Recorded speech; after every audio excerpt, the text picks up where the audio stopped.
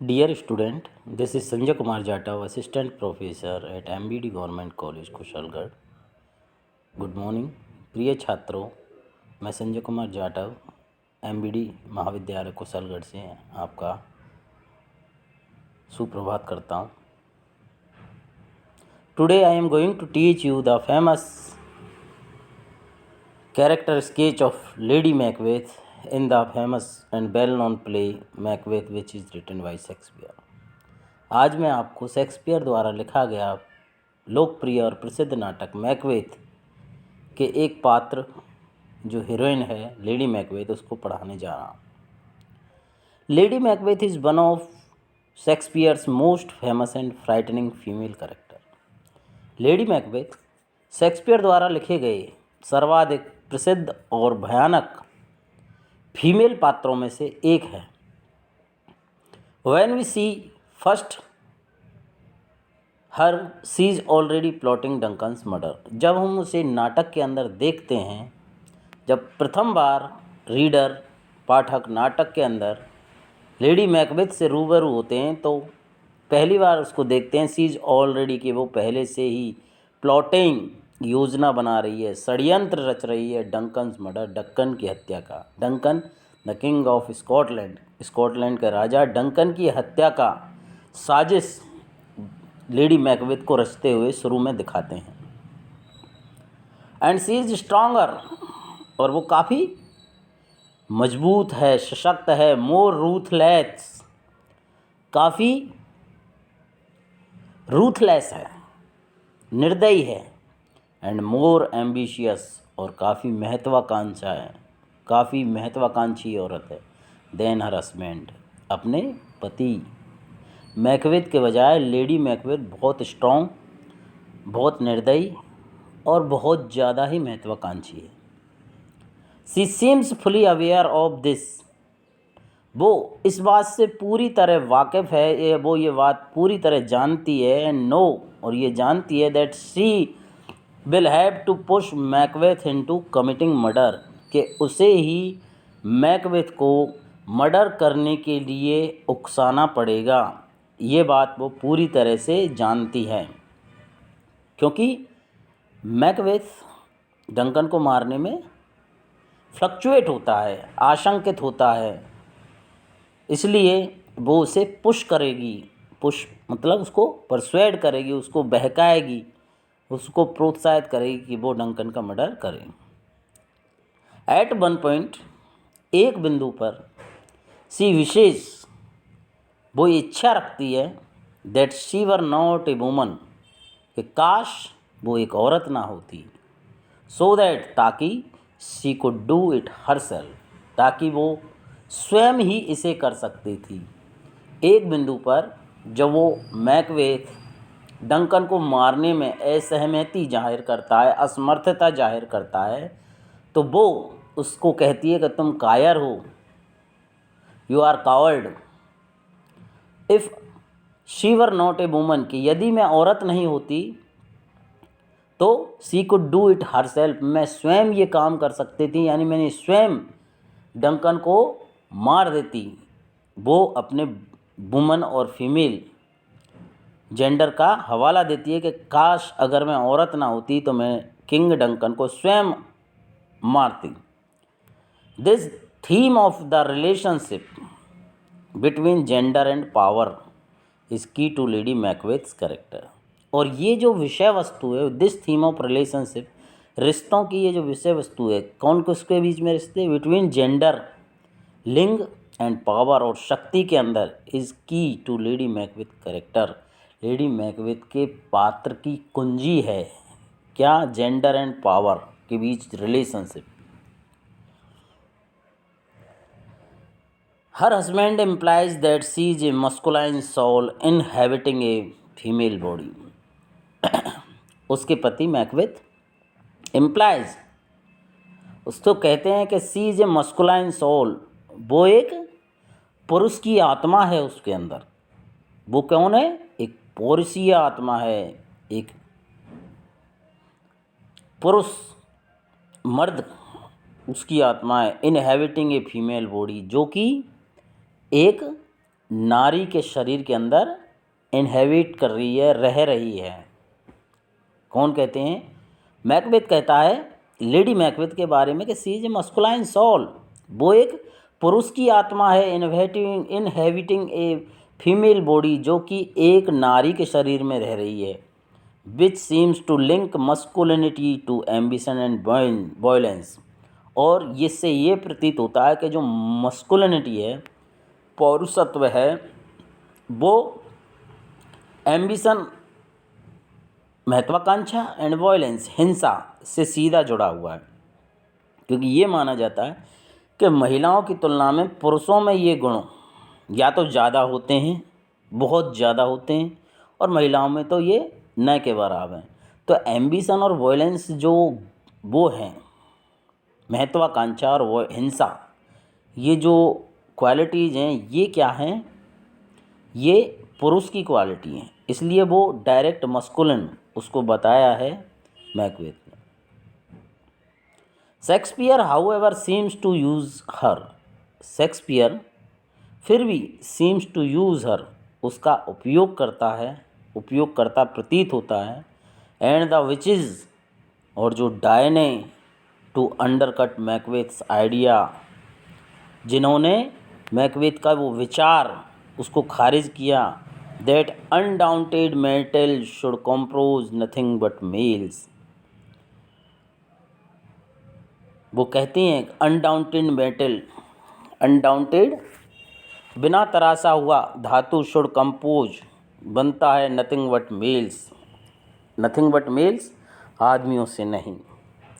These crafty women use female methods of achieving power, these crafty women, ये चतुर और कौशलकारी नारियां, यूज़ फीमेल मेथड्स, वो नारीत्व की विधियों का प्रयोग करती हैं, ऑफ अचीविंग पावर, शक्ति को प्राप्त करने के लिए वो अपनी नारी की विधियों का प्रयोग करती हैं।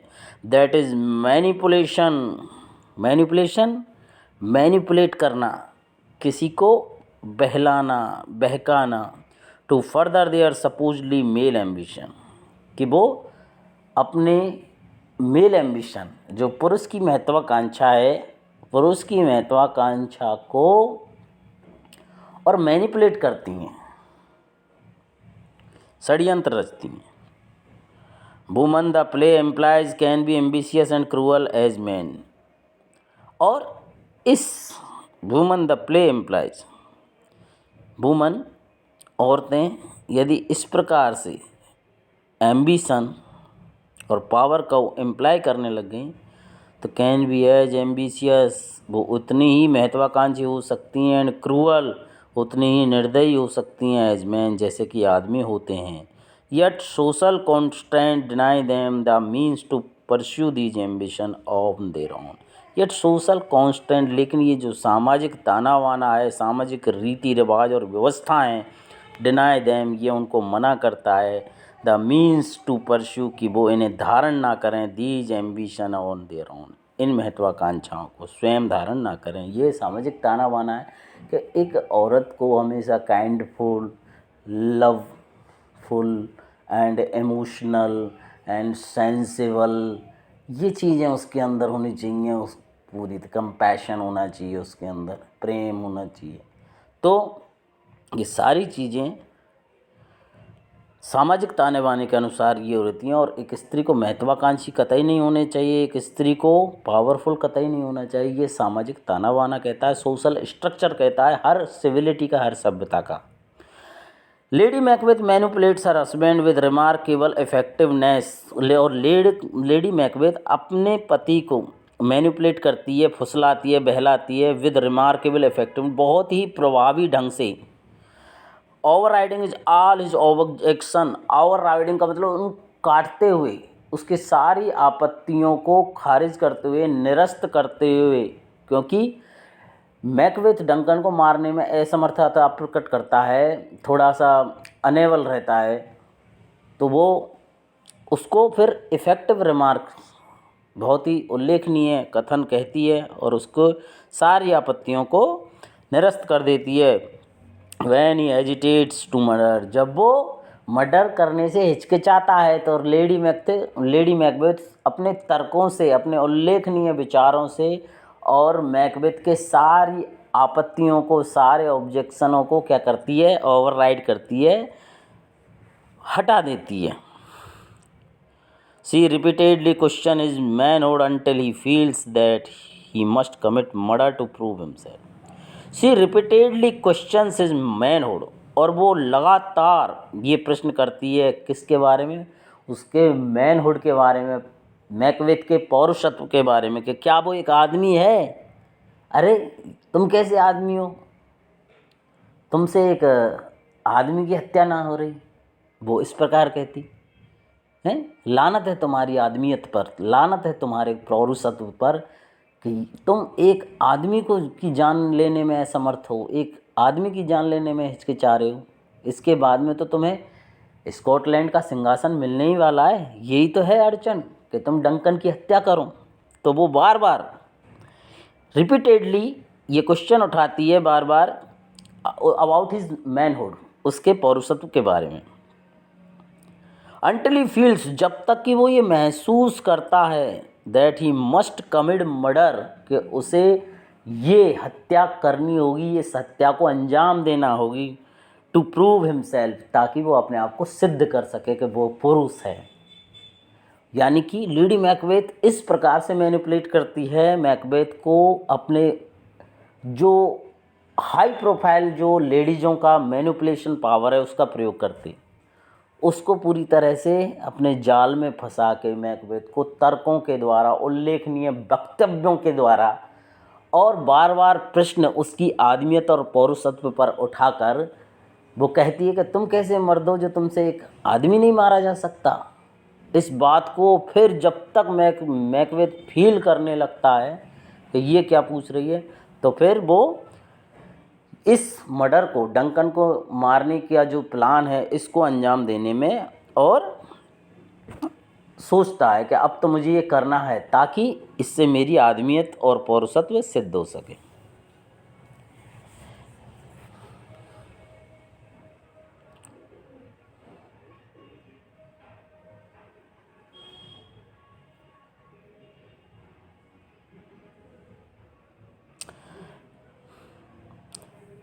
Lady Macbeth's remarkable strength of will persist through the murder of the king. Lady Macbeth का उल्लेखनीय जो शक्ति है, will persist through the murder of the king, किसमें होकर निकलेगी, मर्डर ऑफ द किंग। जब डंकन की हत्या की जाएगी तब लेडी मैकबेथ की जो कैरेक्टर की सबसे हाई प्रोफाइल स्ट्रेंथ है वो आपको निकल के दिखाई देगी कि हाँ, लेडी मैकबेथ का जो कैरेक्टर है नाटक के अंदर कितना वेरी मोस्ट इम्पोर्टेंट है। यानी कि lady Macbeth is the main hero of the play. It is see who studies her husband nerve immediately. ये वही है जो अपने पति की तंत्राओं का नस नस से वाकिफ़ है, नस नस से वाकिफ़ है उसका, अपने पति से इमीडिएटली तुरंत पहचान लेती है। After the crime has been perpetrated, ये उसकी लेडी मैकबेथ की एक खासियत है, उसके अंदर एक पावर है कि जब उसका पति डंकन को हत्या करके आता है तो वो इस बात का तुरंत अध्ययन कर लेती है कि उसके नस नस को पहचान जाती है कि हाँ, काम को अंजाम दे दिया है। Afterward however she begins slow slide into madness, और आफ्टर इसके बाद she begins slow slide into madness. अब वो विक्षिप्तता की अवस्था में, यानी पागलपन की अवस्था में, और स्लो स्लाइड धीमे धीमे, और रात को स्लीप वॉकिंग, रात को नींद की बीमारी में चलती है वो। उसके बाद उसको ये आभास होने लगता है कि उसके हाथ खून से रंगे हुए हैं और वो उनको बार बार बाथरूम में जाकर धोती है और अरब के फेमस इत्र सेंट सबको लगाती है हाथों से, लेकिन ब्लड की बदबू उसके से नहीं जाती है। साइकिक प्रॉब्लम फील करने वो लगती है।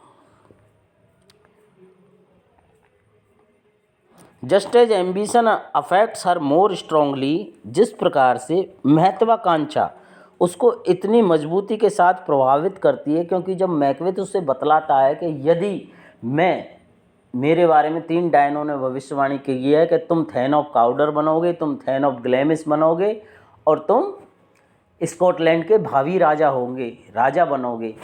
ये बात जैसे ही वो लेडी मैकबेथ को बतलाता है पत्र लिखकर, अपने बैटलफील्ड युद्ध के दौरान पत्र लिखकर जब वो बतलाता है कि इस प्रकार से मुझे एक रेगिस्तान में और 3 वो मिली थी डायने, और उन्होंने भविष्यवाणी की है कि Macbeth you will be the thane of Cawdor, you will be the thane of Glamis, and thirdly you will be the king of the throne of Scotland, तुम स्कॉटलैंड के जो सिंहासन है उसके राजा बनोगे। ये 3 भविष्यवाणियाँ उसने की, जिसमें फर्स्ट भविष्यवाणी तो जैसे ही उन्होंने युद्ध जीता, डंकन के कुछ सैनिक गए और उन्होंने they give that news to directly to Macbeth, उन्होंने वो सीधी सीधी बात और मैकबेथ को पहुंचाई। तो पहला तो भविष्यवाणी हो गई।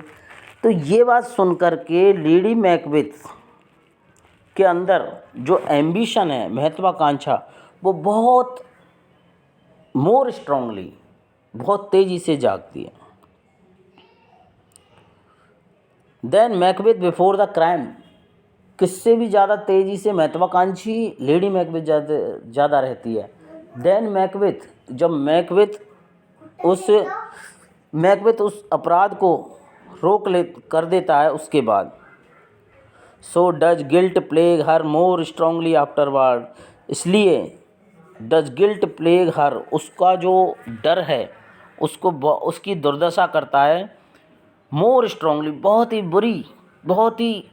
बुरी तरीके से आफ्टरवर्ड, उसके बाद। By close of the play she has been reduced to sleep walking through the castle, अंत में, नाटक के अंत में she has been reduced to, वो नींद में चल रही है, थ्रू द कासल, सारे किले के अंदर वो नींद, रात की नींद की बीमारी में, और वो चलती जा रही है। Desperately trying to wash away an invisible blood stain, desperately, निराशा में डूबी, ट्राइंग टू वॉश अवे, कोशिश कर रही है धोने की, किन दोनों की, an invisible blood stain. An invisible का मतलब होता है अदृश्य, जो दिखाई ना दे। ब्लड स्टेन का मतलब खून के धब्बे, वो उन खून के धब्बों को धोने की कोशिश कर रही है जो दिखाई नहीं दे रहे, वो है तो है नहीं, लेकिन साइकिक प्रॉब्लम हो गई है। अब उसे क्या है, उसका मेंटली जो बैलेंस है वो क्या हो गया, डिस्टर्ब हो गया है। तो यानी कि मैडनेस की अवस्था में फिर व्यक्ति क्या करता है, उसे खुद को पता नहीं रहता। रात के अंधेरे में तो वो स्लीप वॉकिंग सीन, यानी कि नींद की बीमारी में पूरे मैकबेथ का जो किला है इनवर्नेस, उसके अंदर चक्कर लगाती है, और बार बार वो बाथरूम में जाती है, बार बार हमाम खाने में जाती है कि अपने हाथ वो धोने के लिए, हाथों को धोने के लिए, मुंह को धोने के लिए, ताकि वो उन खून के धब्बों को पहुंच सके। और उसे कौन से खून के धब्बे, डंकन के मर्डर के जो ब्लड स्टेन उसने देखे, तो उससे उसकी छवि बन गई।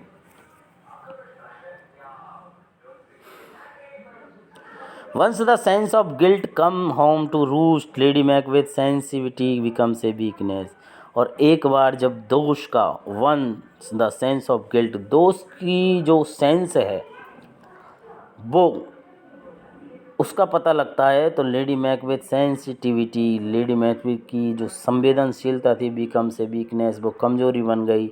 And she is unable to cope, और उसके बाद वो मैकबेथ का कॉप करने में, मैकबेथ का सहयोग देने में असमर्थ हो गई। सिग्निफिकेंटली सी अपैरेंटली किल्स हरसेल्फ, और महत्वपूर्ण रूप से बाद में वो स्वयं अपने आप को मार लेती है। Signing her total inability to deal with the legacy of their crimes, signalling, ये संकेत करते हुए हर टोटल इनेबिलिटी, उसका संपूर्ण इनेबिलिटी, टू डील, सौदा करने में, with the legacy of their crimes, उनके जो अपराध हैं जो उन्होंने किए, प्लॉटिंग ऑफ डंकन्स मर्डर, इसके बाद बैंको को मारने का प्लान, बैंको का सन है फ्ली, उसको मारने का प्लान, मैकडफ के बच्चे और उसकी बीवी को मारने का plan. They committed so many murders in the play, जो इसलिए पाठकों जब आप इसको पढ़ोगे मैकबेथ को, this is very most and famous and one of the greatest of 5 tragedy written by William Shakespeare के द्वारा लिखी गई 5 महानतम ट्रेजिडियों में से एक मैकबेथ है। तो इसको पढ़ने का एक अपना आनंद है। Thank you very much.